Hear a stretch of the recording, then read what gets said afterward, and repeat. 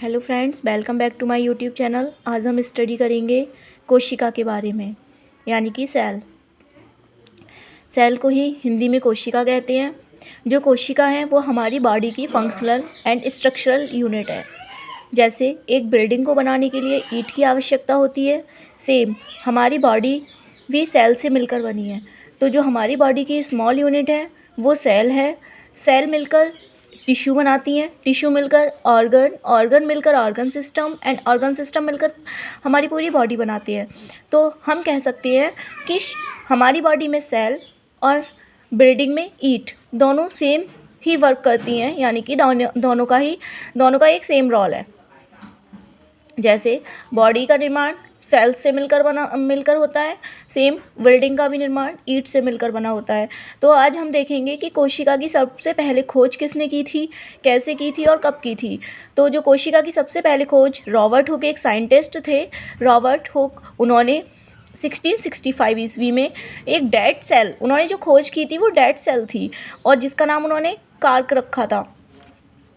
तो Robert Hooke को father of cytology भी कहा जाता है, क्योंकि रॉबर्ट हुक ने ही सेल की खोज की थी और इन्होंने अपनी खोज को अपनी पुस्तक माइक्रोग्राफिया में भी लिखा था। लेकिन सूक्ष्म जीव विज्ञान के जनक ल्यूवेनहॉक को कहा जाता है, क्योंकि उन्होंने सबसे पहले जीवित एवं सूक्ष्म कोशिका की खोज की। इसीलिए अगर बोलें तो फादर ऑफ माइक्रोबायोलॉजी तो Leeuwenhoek, and father of cytology Robert Hooke, and father of microbiology Leeuwenhoek. तो ल्यूवेनहॉक को हम कोशिका विज्ञान का जनक, सूक्ष्म जीव विज्ञान का जनक या जीवाणु विज्ञान का जनक कह सकते हैं। अब बात करेंगे कि कौन सी सेल सबसे बड़ी होती है एंड कौन सी सेल सबसे छोटी होती है।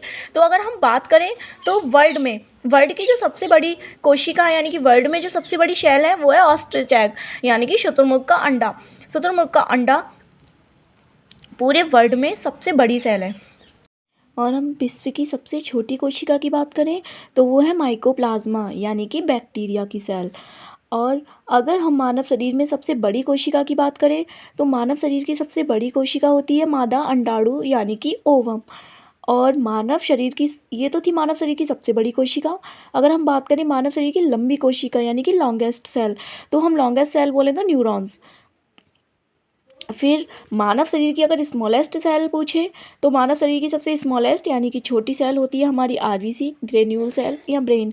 इसमें डाउट है, कोई बुक ग्रेन्यूल सेल देती है, कोई आरबीसी देती है, स्पम देती है। ओके, फिर हम बात करें कि जो हमारी सेल थ्योरी किसने दी थी। सेल थ्योरी की बात करें तो सेल थ्योरी जो दी थी वो स्लीडन तथा स्वान, दो साइंटिस्ट थे, उन्होंने सेल थ्योरी दी थी।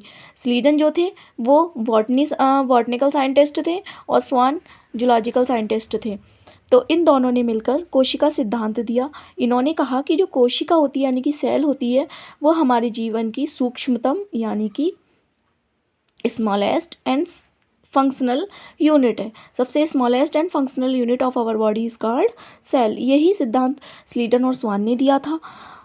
जैसे सबसे स्मॉलेस्ट सेल है, सेल मिलकर टिश्यू बनाती है, टिश्यू मिलकर ऑर्गन, ऑर्गन मिलकर organ system and organ system मिलकर बॉडी। तो कोशिका को जीवन की हम क्रियात्मक इकाई भी कह सकते हैं और सबसे सूक्ष्मतम इकाई भी हम कह सकते हैं। और अगर हम बात करें जो न्यू सेल्स होती हैं वो हमेशा ओल्ड सेल, यानी कि जो हमारी पुरानी सेल होती हैं उन्हीं से डेवलप होती हैं। इस सिद्धांत को हम बोलते हैं ओमिना सेलुला ई सेलुला, ओमिना सेलुला ई सेलुला, जो कि बर्चाउ ने कहा था। बर्चाउ ने कहा था कि जितनी भी न्यू सेल्स हैं वो पुरानी सेल से ही डेवलप होती हैं, यानी कि सभी न्यू सेल्स पुरानी सेल से ही डेवलप होती हैं। Thank you guys. अगर आप लोगों ने अभी तक मेरा चैनल सब्सक्राइब नहीं किया है तो सब्सक्राइब कर लीजिए एंड बेल आइकन को प्रेस कर लीजिए। नेक्स्ट वीडियो में मैं आपको सेल ऑर्गन्स के बारे में पढ़ाऊंगी। आज हमने पढ़ा सेल की खोज किसने की, सेल थ्योरी, और नेक्स्ट वीडियो में हम पढ़ेंगे सेल ऑर्गन्स। तो थैंक यू गाइज़।